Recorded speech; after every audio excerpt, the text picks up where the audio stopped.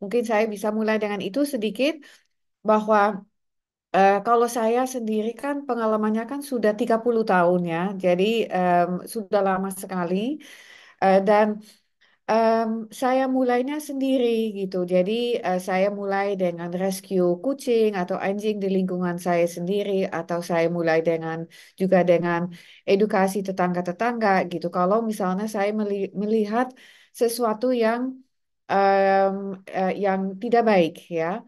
Em, Waktu saya sendiri ya itu kan udah pasti kan small projects ya, jadi tetangganya atau di kompleks sebelah gitu. Jadi di skala kecil ya. Nah, habis itu saya sempat apa namanya aktif di Pondok Pengayom Satwa. Itu juga cukup lama. Saya jadi wakil ketua di situ dan apa namanya tentunya aktivitasnya dan situasi semakin banyak. Nah, di sana saya sudah mulai merasakan, waduh, kalau edukasi kan memang penting banget ya, tapi sulit gitu loh. Kalau misalnya tiap kali saya harus menyiapkan sesuatu gitu, karena saya waktu itu masih kerja full time, terus terus apa namanya ya saya waktunya dan tenaga juga terbatas. Nah, terus waktu kami berdirikan JAN di Januari 2008 itu semakin sulit gitu loh, dan benar-benar sangat terasa gitu bahwa aduh, kita tuh harus menyiapkan bahan ya. Jadi tiap kali misalnya kami diundang untuk sekolah atau kami sedang rescue dan dalam situasi di mana kita tuh betul-betul harus edukasi, yang mana most of the time akan begitu ya. Kalau misalnya kita rescue, kita pasti juga ingin edukasi gitu.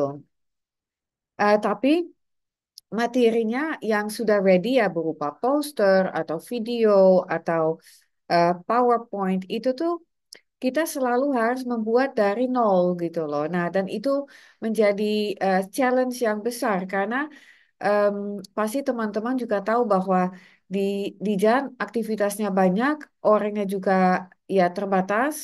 Jadi apalagi waktu tahun-tahun pertama ya, jadi itu menjadi challenge yang besar. Nah, akhirnya muncul, yuk kita kita coba untuk bikin educational platform ya, yang mana bukan hanya buat kami ya Jan, tapi untuk siapapun yang peduli dan ingin berpartisipasi untuk edukasi juga gitu.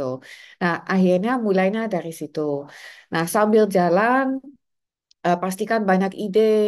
Terus, nah itu mulai dengan salah satu ide dan apa apa ya hasil adalah buku yang kita akan bicarakan hari ini. Dan saya juga ingin tekankan ya bahwa kami harus mengerti bahwa di dunia ini tidak semua orang senang dengan hewan ya, dan that's okay ya, karena orang berbeda. Kita juga harus menghormati perbedaan orang ya. Em, jadi di animalwelfare.id kita ingin apa ya underline ya, menggarisbawahi ya bahwa kami tuh itu tuh uh, coba untuk building kinder societies ya. Jadi melalui ajarin empathy, respect dan responsibility ya. Em, jadi sebenarnya bahan-bahan yang kami punya bukan hanya untuk animal lovers atau orang tua yang senang hewan atau, tapi sebenarnya ini bisa diaplikasikan untuk semua orang ya, semua anak. Karena pesan di semua materi yang kita punya yaitu bagaimana kita menjadi orang yang punya empati ya, punya apa saling menghormati dan juga punya rasa tanggung jawab yang tinggi gitu. Ya, jadi for animal lovers or non-animal lovers ini tuh ada semacam character building ya. Em, Begitu. Oke, next slide please.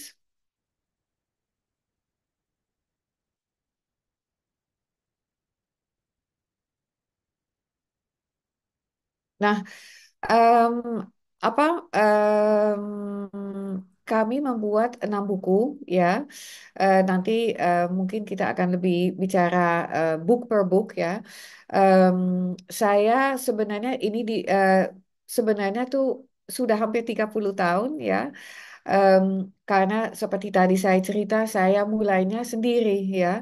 Em, tapi kalau misalnya Pondok Pengayom dan Jan digabung ya mungkin sekitar 20 tahun lebih juga ya. Tapi sekitar 30 tahun saya sudah em, apa ya berjuang dengan macam-macam cara ya termasuk edukasi. Oke, next.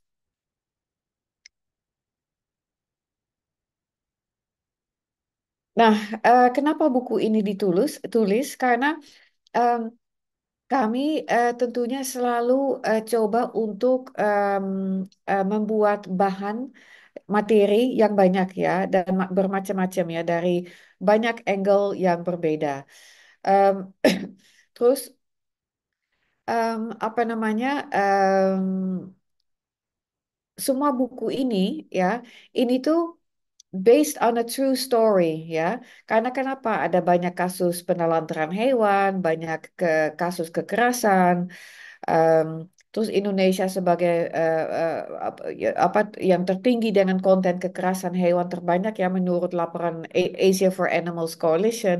Jadi kami mulai apa ya ingin em, membuat sesuatu yang mudah digunakan ya untuk guru, untuk orang tua dan mulai mudah diserap oleh anak kecil gitu. Ya, tadi saya udah bilang ini semua kisah nyata. Em, apa namanya?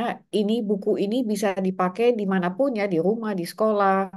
Eh, dan buku ini bukan hanya untuk anak-anak juga ya, untuk siswa juga bisa, untuk orang tua, untuk guru. Pokoknya yang penting tuh kita secara sederhana kita mencoba untuk menyampaikan pesan gitu ya melalui buku ini. Next slide.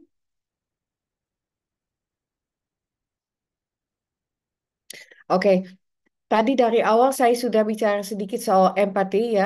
Jadi kita ada empathy, respect, dan responsibility. Kalau empati itu apa ya? Itu empathy is feeling, caring ya. Kemampuan merasakan apa yang dirasakan makhluk lain dan merespon dengan peduli ya. Em, Mungkin kita semua juga sudah bisa merasakan dan melihat ya bahwa empati itu saat ini sudah mulai sangat berkurang ya dan seringkali kita tuh sampai bingung ya, ini orang ada empati enggak sih gitu. Dia peduli enggak gitu. Dan itu sebenarnya sangat, kalau kita lihat dunia saat ini ya, itu sebenarnya itu sangat menyedihkan bahwa ada lack of empathy di society yang kita berada saat ini. Next. Kenapa empati penting dan ditanamkan pada anak ya? Empati penting ditanamkan kepada anak karena membentuk dasar kepribadian yang peduli, bertanggung jawab dan mampu membangun hubungan sosial yang sehat ya. Empati itu memang mulainya dari kecil, dari hal yang sangat-sangat sederhana ya.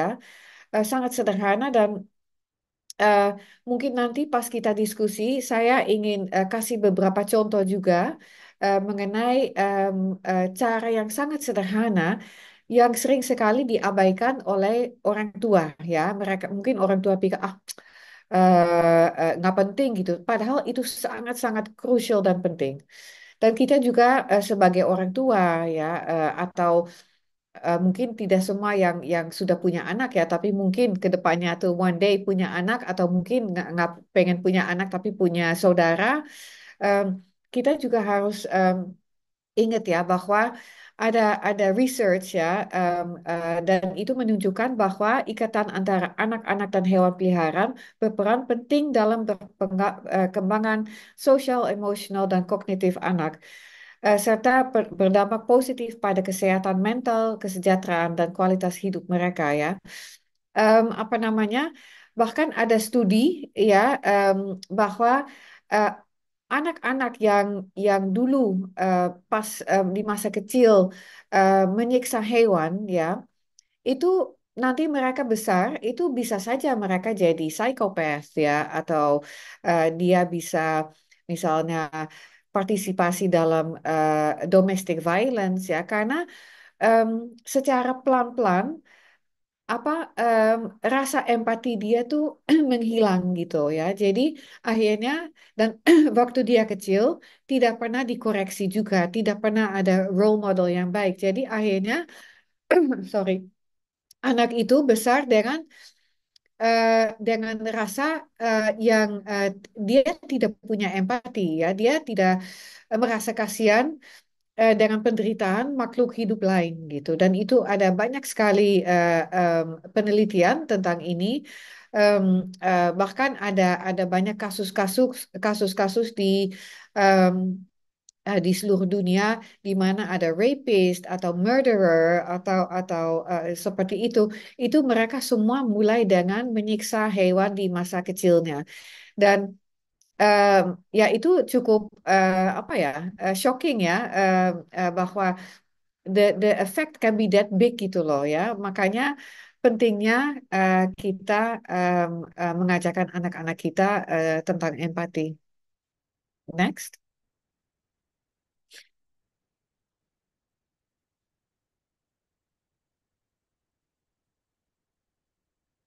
Nah, buku ini ya kita punya banyak, ada 6 buku. Mungkin saya nggak tahu apakah teman-teman sudah baca semua, ya, tapi semuanya tuh sederhana, ya. This one, yang ini, the Five Freedoms of Animal Welfare, ya. Um, Ya, di mana kami menjelaskan apa itu the Five Freedoms of Animal Welfare. Mereka harus makan dan minum, ya. Mereka harus punya tempat tinggal yang aman dan nyaman, perawatan kesehatan dan bebas dari rasa sakit, kebebasan untuk mengekspresikan perilaku alam natural gitu, natural behavior, dan bebas dari rasa takut dan stres. Dan ini tentunya bukan hanya untuk apa namanya orang yang punya peliharaan di rumah, ya. Ini juga untuk shelter, ya. Shelter ini yang paling basic, ya, the Five Freedoms of Animal Welfare, paling basic. Dan ini semua harus dipenuhi kalau misalnya kita memang memutuskan untuk pelihara hewan. Em, dan kita harus mengerti, ya, em, apa namanya, em, setiap poin ini, ya, karena masih sering sekali ada orang tua misalnya bilang, ya, tapi kan saya kasih makanan mahal, ya, terus apa namanya, saya kasih dia misalnya bantal yang mahal di dalam kandangnya, tapi terus kandangnya sangat mahal. Cuman mereka lupa, mungkin orang tuanya lupa bahwa kandangnya kandangnya itu kan si hewan ini kan tidak bisa mengekspresikan perilaku yang natural, ya, kalau dia berada di kandang terus-menerus. Jadi ya setiap setiap poin itu harus diikuti dan harus dimengerti. Next.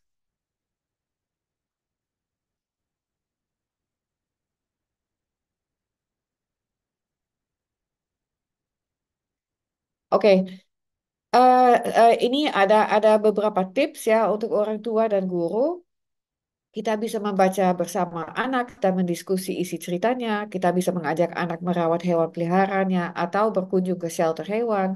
Kegiatan bermain seperti role play sebagai hewan dan membuat karya, gambar, puisi, cerita berdasarkan hewan yang mereka sayangi.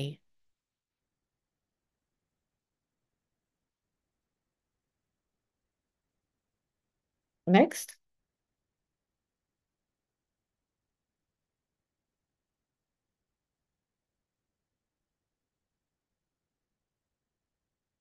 Jadi kesimpulannya adalah empati itu dibentuk, ya, tidak tumbuh sendiri. Di sini pentingnya peran orang tua, orang dewasa, dan lingkungan mereka. Em, saya ingin habis ini nggak ada slide lagi, ya, Dominic? Udah, Bu, abis terakhir. Ya, saya ingin cerita sedikit, ya. Jadi sekarang ada banyak orang tua yang suka bilang gini, mungkin mereka tuh tidak punya latar belakang punya hewan peliharaan, ya, dan mereka bilang gini, mungkin mereka pernah baca atau dengar gitu bahwa kalau punya hewan peliharaan itu banyak manfaat buat anak ya. Nah, berdasarkan itu, mereka memutuskan untuk pelihara kucing, anjing, atau kelinci, atau hamster, atau apa saja ya. Nah, yang sangat penting yang harus kita tahu bahwa anak itu ya, kalau misalnya tujuan kita untuk punya peliharaan em, untuk mengajarkan dia tanggung jawab ya, anak kecil itu untuk mengurus diri sendiri saja kan dia juga masih perlu orang tua kan. Dia perlu orang tua, dia perlu sekolah ya untuk pinter gitu. Jadi kalau misalnya kita sebagai orang tua, kita expect untuk anak kita 100% tanggung jawab atas kesejahteraan hewan peliharaannya, itu adalah pikiran yang sangat salah ya. Justru kita sebagai orang tua ya kita tuh harus em, apa ya eh, edukasi diri ya dan menjadi role model yang baik ya karena anak kecil tidak bisa 100% tanggung jawab atas makhluk hidup lain ya karena dia untuk diri sendiri saja dia belum bisa ya dia masih membutuhkan orang tuanya. Nah, yang sering sekali yang kita bisa lihat sekarang adalah misalnya, oh ya, saya beli anjing atau kucing atau kelinci atau hamster untuk anak saya karena saya ingin dia bertanggung jawab. Terus akhirnya ya namanya juga anak kecil, akhirnya dia tuh lose interest ya. Jadi dia misalnya sudah tidak terlalu serius merawat hewannya. Terus orang tuanya marah. Lah, kamu kan harus tanggung jawab. Kan itu kan kita bikin perjanjian. Kamu boleh pelihara hewan kalau kamu bertanggung jawab. Nah, terus akhirnya ya namanya juga anak kecil. Akhirnya it doesn't really work out. Terus akhirnya orang tuanya bilang ya udah, saya buang aja atau saya kasih aja ke orang lain. Terus akhirnya hewan yang dia tadinya pelihara dibuang atau kasih ke orang lain. Dan orang tuanya berpikir itu adalah pelajaran buat anaknya. Tapi kalau menurut saya dan juga menurut research itu malah kebalikannya ya. Kami mengajarkan anak untuk tidak bertanggung jawab ya. Kalau misalnya if things don't work out ya udah buang aja, kasih aja ke orang lain masalahnya gitu loh. Jadi pada akhirnya orang tuanya ingin mengajarkan anak bertanggung jawab, akhirnya resultnya ya hasilnya adalah orang tua secara tidak sadar mengajarkan anak untuk menjadi manusia ya yang tidak bertanggung jawab dan tidak berempati juga gitu loh. Jadi sebagai orang tua ya kita selalu harus ingat bahwa kita adalah role modelnya gitu. Jadi kita kasih lihat bagaimana sih untuk menjadi orang dewasa atau manusia yang bertanggung jawab. Kita mengajarkan itu by role modeling ya, bukan by kasih dia tanggung jawab dan lalu anaknya tidak bisa fulfill tanggung jawab itu dan akhirnya hewannya dibuang.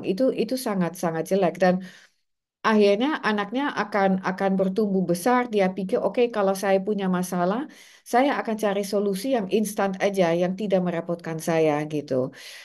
Dan selain itu, dia juga akan tidak punya rasa empati karena dia mungkin tidak punya bonding dan dia mungkin tidak eh, peduli dengan nasib hewan yang akhirnya dibuang atau dikasih ke orang lain.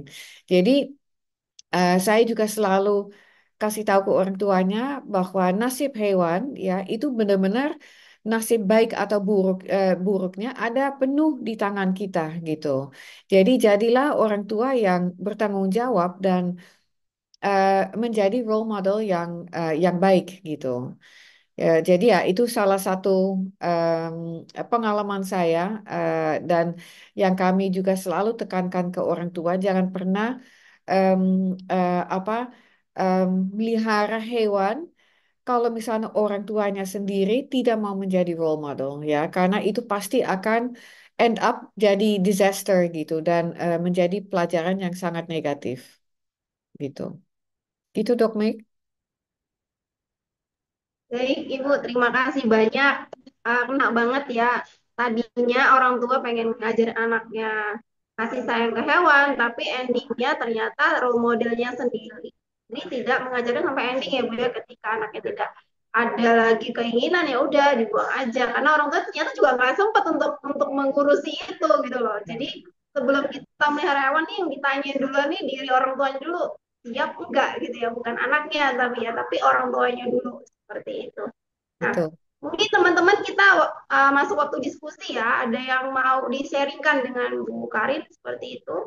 Silakan teman-teman. Ini saya ada 3 GoPay, ada untuk 3 orang penanya ya. Yuk, lumayan nih daripada balik ke kantong saya lagi. Silakan raise hand ya. Siapa ini yang raise hand? Eh, ini ada raise hand siapa ini? Bu Rahma ya.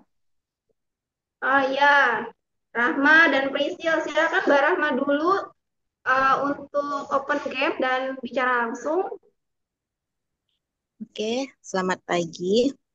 Pagi. Terima kasih kepada moderator atas kesempatannya. Pertanyaan saya untuk Ibu Karin, eh, apa saja tantangan atau hambatan selama memberikan edukasi ke sekolah-sekolah itu terkait dengan keberapa antusiasnya guru-guru dan murid-murid ketika tim dari Animal Welfare dalam edukasi. Dan yang terakhir, bagaimana pendapat Ibu Karin terkait dengan konten-konten em, hewan, misalnya primata, yang sering berseliweran di media sosial yang dimanfaatkan untuk meraup keuntungan saja gitu. Dan bagaimana caranya supaya keluarga atau anak-anak kita tidak meniru konten-konten negatif tersebut. Terima kasih. Ya. Oke, Terima baik. kasih Mbak Rahma. Ya, sorry Ya, tadi agak putus-putus, ada suara di belakang, tapi kalau misalnya saya salah dan tidak nyambung, tolong kasih tahu ya. Tapi pertanyaan pertama soal tantangan apa ya untuk terutama school visit ya. Kalau sebenarnya tuh tantangannya tuh tidak terlalu banyak sih, karena em, paling asik untuk mengajarkan anak ya, karena anak itu kan sebenarnya kan masih sangat pure ya, dia sangat pure dan apa sangat mudah untuk mengajarkan anak ya. Yang lebih sulit adalah gurunya gitu ya. Jadi em, dan guru itu kan sebagai educator ya di situ ya. Jadi kalau misalnya kita bilang A tapi educatornya mereka, gurunya mereka tuh punya pendapat yang lain atau dia tidak paham dengan animal welfare. Nah, itu yang jadi agak sedikit masalah. Em, Makanya saya juga ingin sekali bikin short course ya untuk guru-guru ya untuk mengerti em, apa namanya animal welfare ya dan apa namanya sebenarnya kalau gurunya sendiri kalau misalnya dia sedikit research atau melihat apa ya materi kami ya itu apa namanya mungkin bisa sekalian belajar juga ya. Jadi kalau misalnya kita school visit itu eh, seringkali gurunya juga harus diedukasi tentang kesejahteraan hewan. Terus apa namanya yang jadi sedikit masalah kalau misalnya gurunya memakai materi kita, tapi dia belum fully aware dan educated about the issue ya. Jadi mungkin itu menjadi PR kita juga untuk bagaimana caranya kita mengadakan crash course ya atau materi yang singkat tapi powerful untuk gurunya supaya gurunya cara gurunya mengajar itu jadi efektif gitu. Tapi selain itu sih, thank God ya, kita tuh kalau school visit itu biasanya sih lancar dan ya saya selalu senang kalau misalnya kita bisa ke sekolah untuk mengajar karena apa hasilnya tuh sering sekali ada hasil yang instan juga ya kan kita bisa melihat dari pertanyaan anak-anak dari diskusi dan tentunya juga tergantung umurnya ya tergantung umurnya karena apa materi apa yang kita kasih ke anak misalnya em, SD atau kindergarten itu tentunya sangat berbeda sama yang udah SMP atau SMA gitu. Tapi ya thank God selama ini kalau misalnya em, school visits itu biasanya sih lancar dan tidak ada terlalu banyak tantangan. Mungkin tantangan yang tidak ada hubungan langsung, tapi mungkin tantangannya adalah kita tuh timnya kurang besar ya, karena animonya banyak gitu ya. Em, Sebenarnya banyak sekali sekolah yang ingin kami datang, tapi kita ya selalu harus em, jadwalkan jauh hari dan harus cari tim apa yang bisa menjalankan kalau misalnya saya tidak bisa. Nah, yang kedua soal konten yang tidak baik ya, ya balik lagi ke edukasi ya. Kita semua kita ya sebagai JAN atau organisasi lain dan juga kita kita semua yang peduli kita harus sangat agresif dengan edukasi ya. Em, karena tidak ada cara lain ya selain edukasi. Em, Buat kami di JAN tentunya kami juga mungkin ada cara lain ya kita ngelobi pemerintah, kita coba untuk push undang-undang yang lebih apa ketat ya. Em, kita juga nge-push untuk mengadakan undang-undang yang belum ada, seperti kayak misalnya untuk satwa liar kan sudah ada ya sedikit undang-undang, tapi untuk domestic animals tidak ada ya yang tegas ya itu tidak ada. Jadi itu juga jadi PR besar buat kita semua untuk untuk nge-push pemerintah terus untuk ngelobi terus supaya undang-undang undang-undang itu jadi gitu dan ya, thank God kami di JAN sudah membuat draft ya. Em, itu juga kami punya tim legal yang sudah membuat draft yang bagus. Em, Mungkin bagi yang mengikuti kita di social media juga sudah tahu itu. Kami juga ngelobi-ngelobi partai politik ya untuk dapat dapat support dari mereka dan ya em, eh, apa draft kita sebenarnya sudah diterima ya oleh DPR ya. Tapi yang sekarang kami coba lakukan adalah kami coba push karena kalau kalau untuk membuat undang-undang kan ada beberapa layer kan ada em, ada prioritas, ada short list dan ada long list. Nah, kami ada di long list. Nah, kalau long list itu berarti kan ya namanya juga long ya. Itu pasti waktunya akan lama gitu, bisa bertahun-tahun. Sementara situasinya sudah sangat darurat. Jadi kami sekarang coba untuk ngelobi em, partai-partai politik untuk mendapatkan support supaya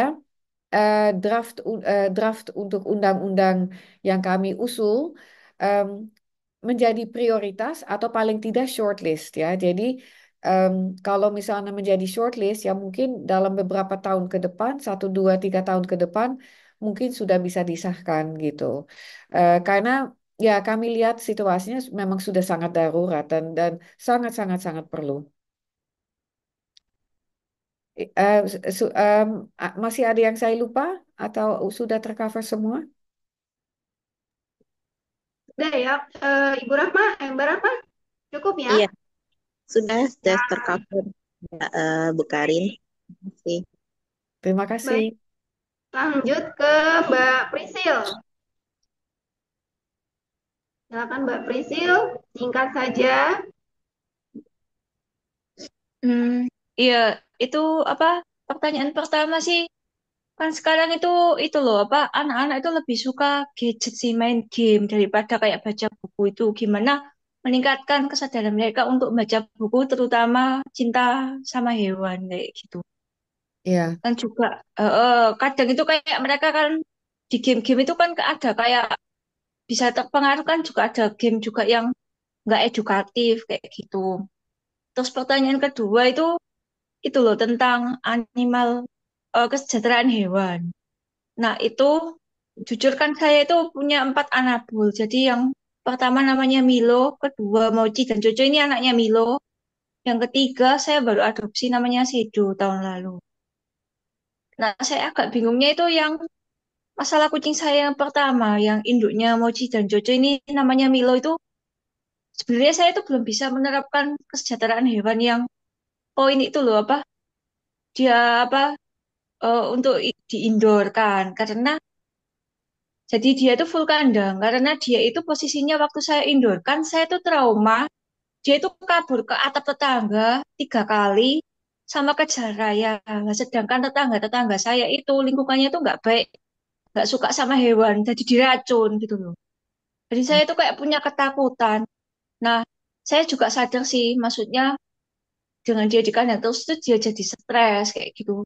Nah, apakah lebih baik itu di indoor tapi kayak di kamar gitu ya di dalam ruangan supaya Milo ini jadi lebih baik sih. Itu oke. udah. Oke, terima kasih. Oke, yang pertama, ya itu memang memang itu sangat betul dan itu memang jadi masalah dan itu balik lagi ke orang tua. Orang tua harus mengerti ya dan mau jangan apa ya? em, ini soal parenting ya, parenting. Apakah parenting parentsnya ada batasnya? Misalnya, oke boleh main game, tapi misalnya dibataskan gitu misalnya. Em, Makanya mungkin balik lagi ke edukasi ya, yang harus diedukasi adalah orang tuanya ya. Apa dampak jeleknya kalau misalnya kita membiarkan anak-anak untuk main game terus gitu, terus hanya mereka main PS, main game, apa gitu. Ya itu balik lagi ke parenting gitu. Kalau misalnya kita sebagai orang tua tidak kasih batasan ya jadi sulit juga gitu. Makanya mulai dari kecil dan sebenarnya kan buku ini kan juga sudah online juga ya. Jadi ya oke it's not a game ya, tapi tetap mungkin di belakang laptop bisa sama-sama bisa baca sama-sama. Jadi ya memang it's a bit apa ya problematic gitu ya karena balik lagi ke orang tuanya.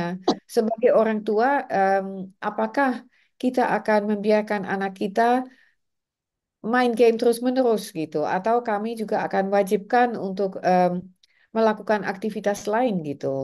Kan games itu, kalau saya kan ini kan udah tua ya, jadi dulu waktu saya kecil tidak ada main game, nggak ada internet kayak gitu-gitu. Jadi kita selalu main game juga, tapi main game dengan orang tua gitu loh. Apa? Jadi ya, walaupun kita sibuk ya sebagai orang tua, tapi ya kita tetap harus bertanggung jawab juga sebagai orang tua. Jadi kita harus meluangkan waktu untuk duduk sama anak, untuk melakukan aktivitas yang lain gitu, selain membiarkan dia make himself or herself busy gitu. Karena kadang-kadang kalau saya melihat buat orang tua, kadang-kadang orang tua mungkin pikir gini ya, aduh saya sibuk banget gitu, saya capek banget, saya udah kerja seharian. Jadi membiarkan anaknya main game menjadi convenient untuk orang tuanya gitu loh. Eh, Makanya pentingnya kita juga apa kita edukasi orang tua pentingnya apa ya keterlibatan orang tua dalam hidup anaknya gitu. Karena pada akhirnya kan hasilnya kan jadi kurang baik ya. Nanti dia tahu-taunya dia udah jadi teenager, udah jadi remaja dan udah mulai terbentuk gitu loh. Jadi makanya dari kecil kita harus terlibat dalam dalam perkembangan dia gitu dan jangan main game melulu gitu. Main game sih nggak apa-apa, tapi harus ada batas waktunya gitu. Nah, untuk yang kedua, ya saya tahu kadang-kadang kita dalam situasi yang tidak ideal ya. Kita penyayang hewan ya, tapi situasi kita tidak ideal ya, dan kita punya tetangga, kita punya keluarga gitu. Jadi itu saya mengerti. Tapi ya mungkin yang kita harus lakukan adalah kita harus sadar ya bahwa hidup di dalam kandang itu sangat membosankan ya untuk hewan, dan mereka tuh bisa jadi depresi ya, mereka depresi. Sebenarnya mau kandang atau mau kamar ya. Kalau kamar kan sebenarnya kan menjadi jatuhnya kandang besar gitu ya. Jadi tetap dia tidak bebas. Tapi ya saya juga mengerti. Makanya mungkin kalau misalnya kita memang space-nya terbatas, situasi juga tidak memungkinkan, ya mungkin kalau advice dari saya, mungkin bisa bikin sesuatu di rumah, like enrichment untuk kucingnya ya. Jadi dan enrichment itu tidak perlu mahal ya, karena seperti di Jan kita kan non commercial ya, kita kita non profit. Jadi biaya kita untuk operational shelter juga sangat terbatas. Jadi kita juga coba bikin kebiasaan untuk bikin sendiri gitu ya. Jadi kita di di shelter tidak punya banyak kucing karena kita memang lebih fokus dari dulu ke apa steril kucing jalanan ya. Tapi kita juga punya 40 kucing ya di jalan. Karena kita juga punya anjing dan punya kuda, tentunya kucing tidak bisa berkeliaran kemana-mana. Dia juga punya area terbatas gitu yang kita tutup ya, supaya tidak ada kecelakaan sama sama anjing-anjing.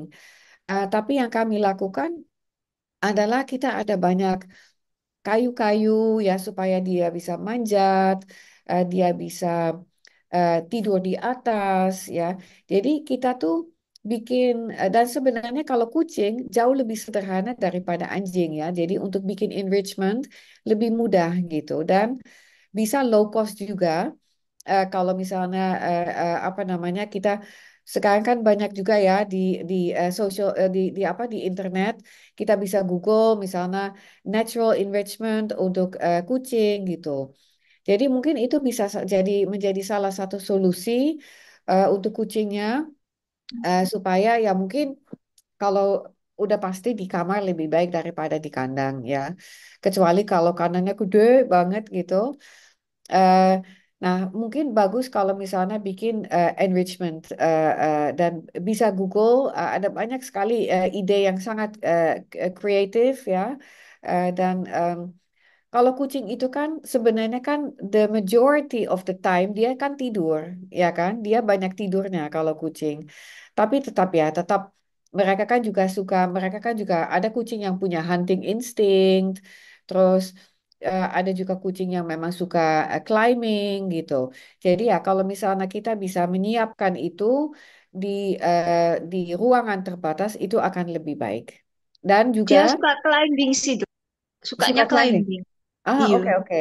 Ya sebenarnya eh, bisa cari itu natural materials, misalnya apa bagian dari pohon yang habis di apa sih di apa sih dok.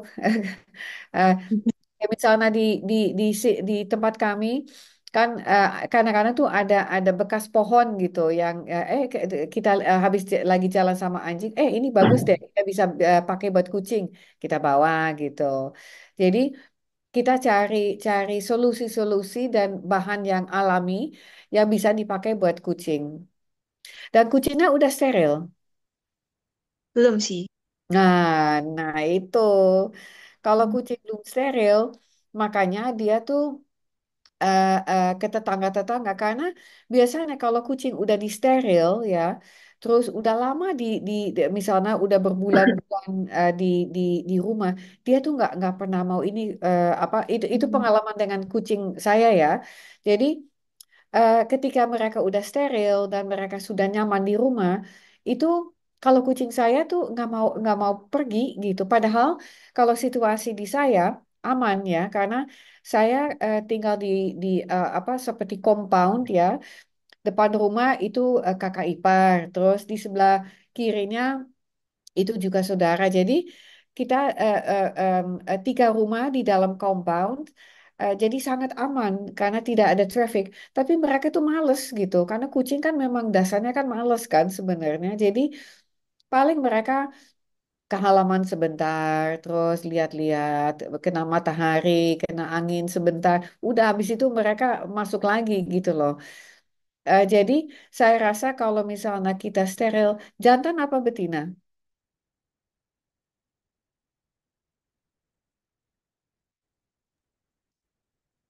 Betina kayak tadi ada anaknya ya. Oke, ya, ya. Jadi ya steril itu ada pengaruh yang sangat besar untuk kucing. Jadi ya mungkin mungkin itu akan menjadi solusi utamanya ya untuk steril dan dia pasti akan malas untuk jalan-jalan. Iya. Terus itu dok, dulu kan itu kan aslinya kan dapat dari teman saya. Dia itu sebenarnya rasnya itu Maximet tuh, gitu.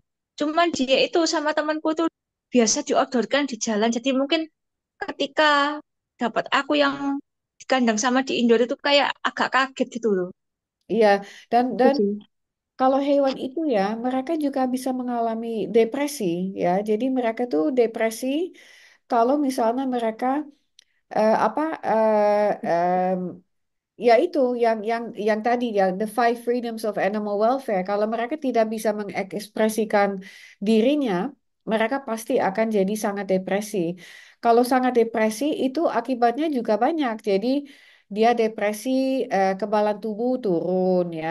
Terus tubuh turun ya nanti dia sakit ini sakit itu la gitu. Pasti banyak negatifnya gitu loh. Jadi kalau saran saya adalah steril dulu. Jantan betina kucingnya, Betina. betina. Nah, eh, ya saran saya di steril secepatnya. Em, saya yakin kalau dia sudah jadi gini bisa bertahap ya. Misalnya di steril dulu, habis itu dipindah ke dalam dulu. Nanti dia udah nyaman di dalam.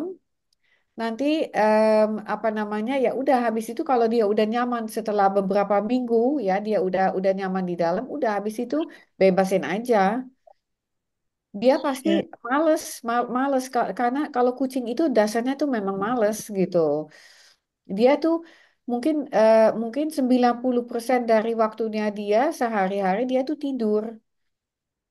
Nah, sisanya dia iya, tuh pengen jalan-jalan, main gitu. Habis itu makan tidur lagi gitu loh.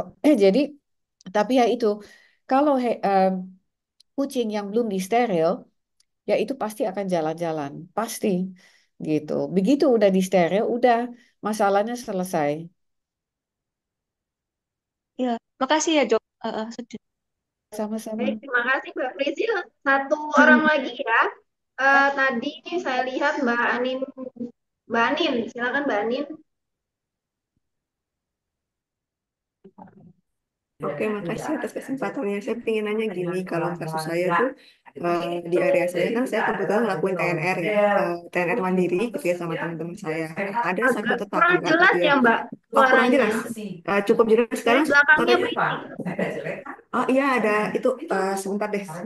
Soalnya ada yang ngajar. Sebentar deh saya keluar Oh. sebentar. Double suaranya jadinya. Mungkin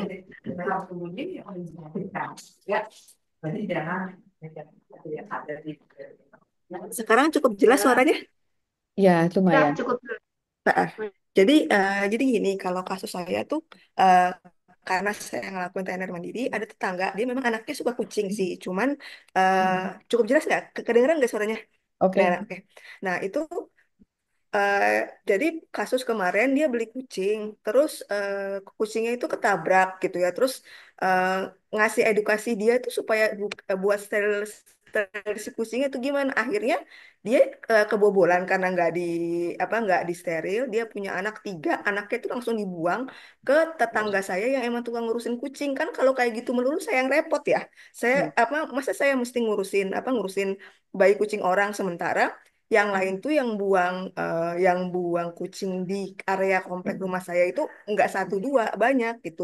Sementara saya sendiri karena trainer mandiri jadi pakai duit sendiri walaupun bisa cari sterilan gratis tapi kan tidak setiap saat ada ya. Sementara jumlah kucingnya itu eh, eh, banyak. Nah, itu gimana caranya supaya saya bisa ngedukasi si tetangga? Soalnya kalau udah dibilang ke orang tuanya, Allah bilang mahal, mahal. Dan buktinya ketika mereka beranak, langsung mereka buang anaknya itu gitu aja gitu. Dan anaknya kayak apa kucingnya meninggal, ketabrak.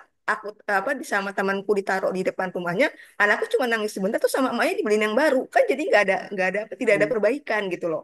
Gimana cara ngedukasi keluarga itu baik anak maupun orang tuanya supaya mereka nggak buang-buang kucing kalau emang nggak mau melihara nggak usah pelihara aja sekalian gitu di situ kok banyak kucing gitu loh bisa dielus-elus aja nggak usah dirawat ke Iya. rumah buat apa kalau misalnya hasilnya yang kerepotan saya lagi gitu loh saya mesti ngurusin anaknya nah itu terus yang pertama terus yang kedua kan kucing saya ada empat gitu ya kebetulan memang steril nah masalahnya kadangan kan suka ada kucing yang datang yang suka saya kasih makan di depan rumah itu. Nah, gimana supaya si kucing yang baru pendatang itu tetap bisa saya kasih makan, tapi nggak datang ke rumah ya? Gimana caranya gitu? Tapi jadi saya berusaha giring dia ke depan komplek, tapi dia tetap balik-balik lagi ke rumah saya gitu loh. Saya sih nggak ada masalah ngasih makannya, cuman kan orang tua saya kebetulan kan memang nggak suka kucing, walaupun saya ada kucing, tapi mereka di depan rumah gitu ya di tadi porch untungnya ada halaman mereka stay di sana nggak ada masalah tapi ketika ketambahan kucing baru ini mereka kayak apa kayak kerepotan gitu loh jadi seolah-olah udah kucing kucing saya yang lain yang apa ya, yang datang itu jadi kayak jadi yang udah stay di sana jadi kasarnya udah kasih makannya di luar aja gitu padahal mereka nggak ngapa-ngapain ketika sudah selesai jam makan pun nggak pada ngumpul di rumah gitu loh mereka tetap tetap tetap jalan keluar aja kecuali yang anak saya yang Rea sama Juno kalau itu memang karena saya adopsi dan saya steril jadi semua kucingnya saya kasih makan semua kucing yang ada di rumah saya itu kasusnya steril semua nggak ada masalah dengan itu gitu paling itu yang saya ingin minta pencerahan soal itu terima kasih.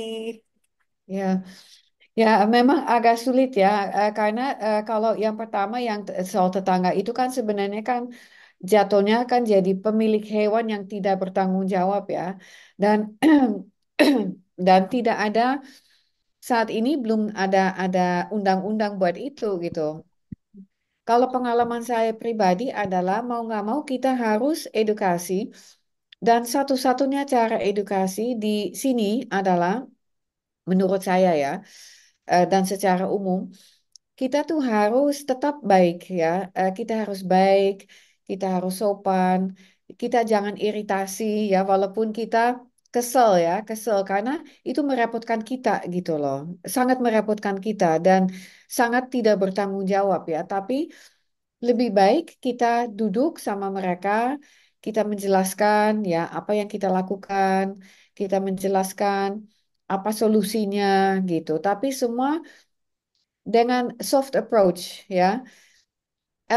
Sering sekali berhasil, sering sekali berhasil ya. Tapi kita harus punya kesabaran yang tinggi dan kita harus punya plan ya. Kita ngomong apa apa saja ya. Yang penting jangan bikin tersinggung, jangan bikin marah ya. Although maybe they deserve it ya, they deserve it karena mereka tidak bertanggung jawab. Cuma masalahnya it doesn't work gitu loh. Ya, jadi kalau misalnya kan gimana sih, lo, mereka langsung akan nutup diri dan mereka akan fokus, ih cerewet amat sih bawel gitu, ya kan? Jadi mau nggak mau kalau edukasi itu memang paling efektif kalau misalnya orang yang kita edukasi tidak merasa terancam, ya tidak merasa malu ya baru dia mau menerima gitu tapi kalau misalnya dia ada rasa kesel atau misalnya ikut campur aja sih lo gitu atau tersinggung atau malu, ya, biasanya mereka menutup diri gitu. Jadi em, dan bisa berhasil kok. Waktu saya masih sendirian edukasi, itu ada beberapa kasus ya di dalam kompleks saya dan akhirnya em, apa namanya ya saya pendekatan langsung ya, dengan sabar dan akhirnya ada perubahan, tapi juga ada beberapa yang tidak ada perubahan ya. Akhirnya kebetulan eh, RT pada waktu itu orangnya baik, baik banget gitu dan senang juga sama hewan. Terus akhirnya kita mendistribusikan apa edukasi melalui RT dan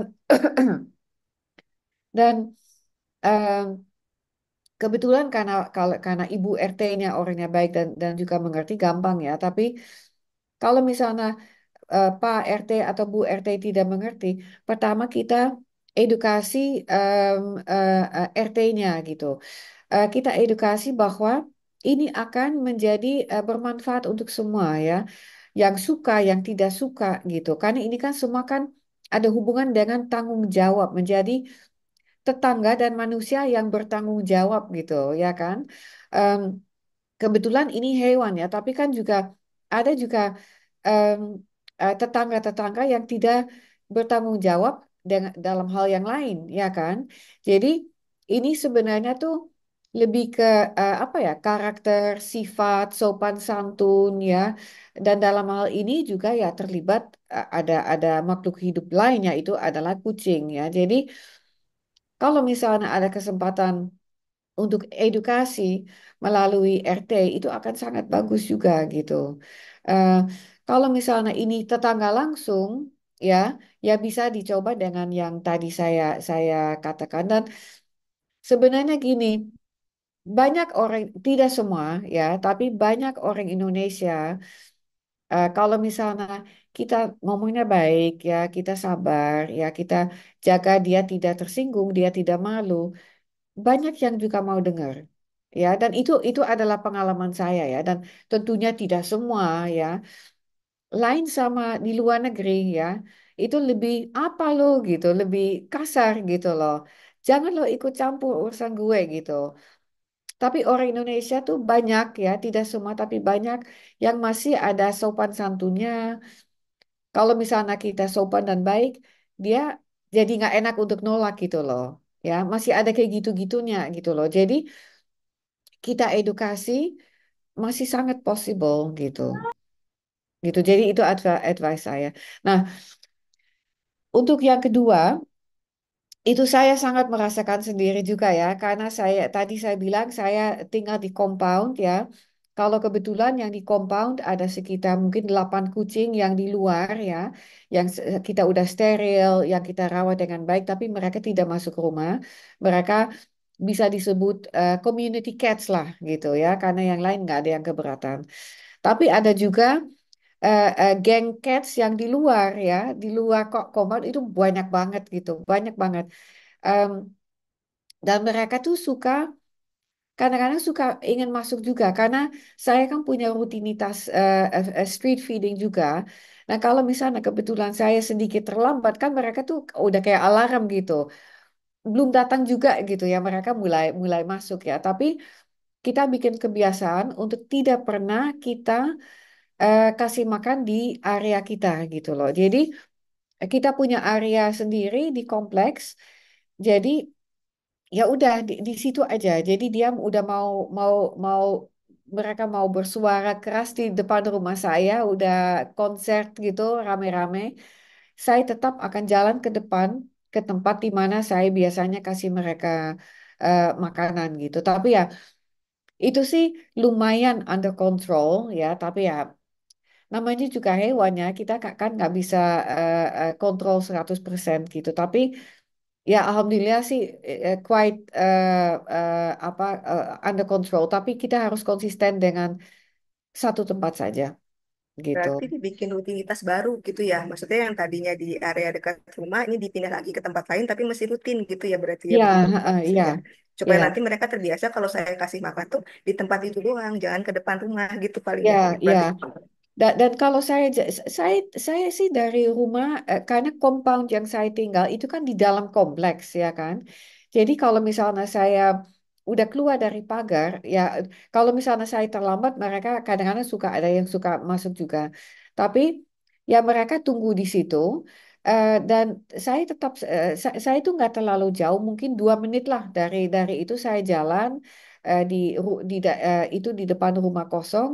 Em, Ya udah saya tetap saya jalannya ke situ. Saya ayo pus yuk yuk yuk yuk gitu. Kita jalan ke tempat itu udah di sana sudah ada kucing nunggu yang tidak sabar akan follow saya ke tempat itu. Tapi kita harus konsisten. Udah di sana saja gitu. Gitu. Itu sih dan ya selain itu memang agak ya itu sedikit sulit untuk 100% bisa kontrol kucingnya. Tapi itu akan membantu sih menurut saya. makasih banyak ya Bu Frankin, Dok Mike ya terima kasih. Ya Sama-sama. nanti dicoba sarannya. Terima kasih banyak. Good luck. Terima kasih Mbak Anin. Terima kasih Bu Karin untuk ininya apa namanya jawaban-jawaban yang banyak banget insight baru. Saya juga banyak insight baru untuk pagi hari ini. Uh, di sebelum lumayan ya, kita foto dulu nih. Kita foto